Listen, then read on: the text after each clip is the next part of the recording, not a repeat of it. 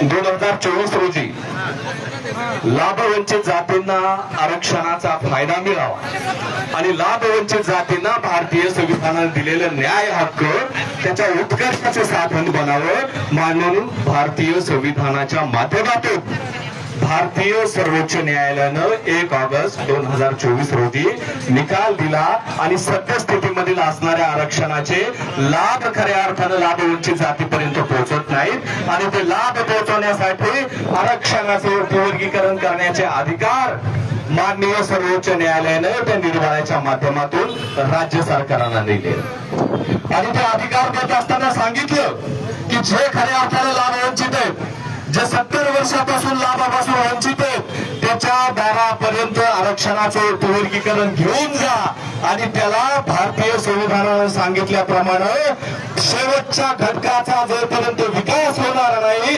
तोपर्यंत खऱ्या अर्थानं आरक्षण यशस्वी होणार नाही असं परमपूज्य डॉक्टर बाबासाहेब आंबेडकर म्हणायचे.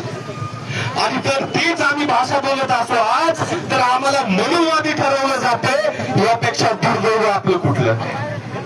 मला या तेलगावच्या चौकातून त्यांना सांगायचंय आम्ही भारतीय संविधानाची भाषा करत आहोत, आम्ही सर्वोच्च न्यायालयाची भाषा करत आहोत, आम्ही आमच्या न्याय हक्काची भाषा करत आहोत. जर आम्ही आमच्या न्याय हक्काची भाषा करत असो, आम्ही डॉक्टर बाबासाहेब आंबेडकरांनी दिलेला हक्क मागत असो, तर आम्ही कसे गुणवादी झालो याचं उत्तर आम्हाला या ठिकाणी द्या. तुमच्याकडे उत्तर नाही, कारण तुम्हाला एकट्यानं खायची सवय लागली. आम्ही आता जाणते झालो, आम्ही आता हुशार झालो. आता आम्हाला आमचं आरक्षण भारतीय संविधानानं भारतीय सर्वोच्च न्यायालयानं दिलेल्या निकालानुसार आम्हाला पाहिजे. ही क्लिअर कट मातंग समाजाची मागणी, मातंग समाजाची मागणी नसून एकंदरीत 57 लाभवंचित जातींची मागणी आहे. मित्रांनो, मला या ठिकाणी तुम्हाला दुर्दैवानं सांगायचंय, गेल्या 75 वर्षामध्ये 13% आरक्षणाचं फक्त 0.35% आरक्षण आपण घेतलेलं आहे. म्हणजे जवळजवळ अर्धा टक्का सुद्धा आपण आरक्षण घेतलेलं नाही. आणि जे समतेची भाषा करतायत त्या समाजानं 3.5 लाख त्यांचे लोक नोकरीला आहेत आणि माझ्या मातंग समाजाचे 17 लाख लोक. हा विरोधाभास या संविधानाच्या माध्यमातून माननीय सर्वोच्च न्यायालयाच्या माध्यमातून आम्हाला भरून काढायचं. म्हणून आम्ही सातत्यानं रस्त्यावर उतरून लाभवंचित जातींचं दुखणं, लाभवंचित जातींच्या वेदना, लाभवंचित जातीच्या वेधा मांडण्याचं काम करत आहोत.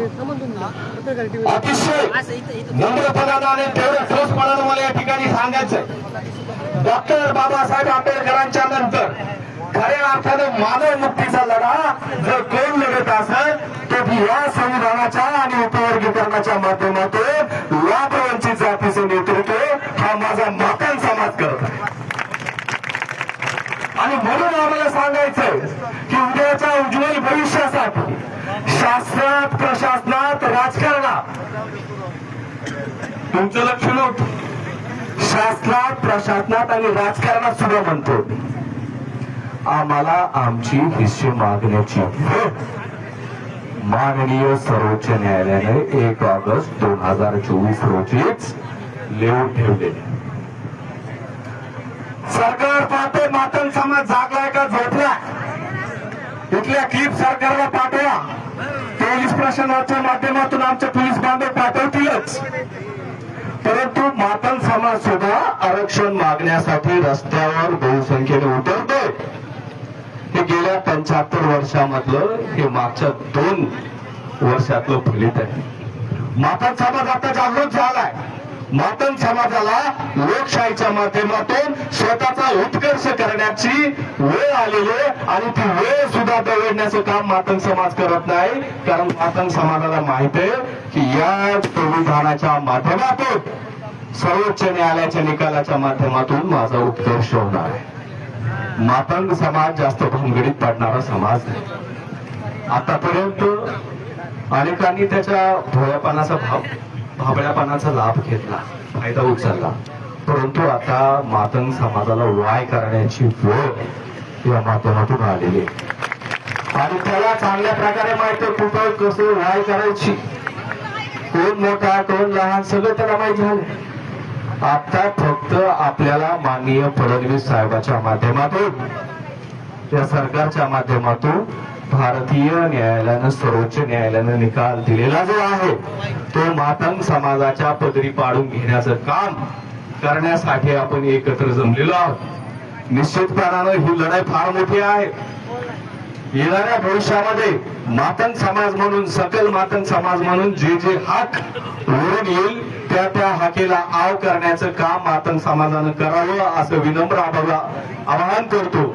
आणि जाता जाता तुम्हाला एकच विनंती करतो की मातंग समाजाचा, एकंदरीत लाभवंचित जातीचा माननीय सर्वोच्च न्यायालयाच्या माध्यमातून निकाल जरी लागलेला असला तरी रात्र वैरायची, ज्यावेळेस रात्र वैरायची आपण असं विचार करत असू किंवा म्हणत असू, त्यावेळेस आपल्याला पेरजेचे राजकारणाचा बळी सुद्धा आपण जाऊ शकतो, ह्याच सुद्धा भान ठेवायचं. कारण ज्यावेळेस आपण राजकारण करत असू, सरकार राजकारण करत असेल,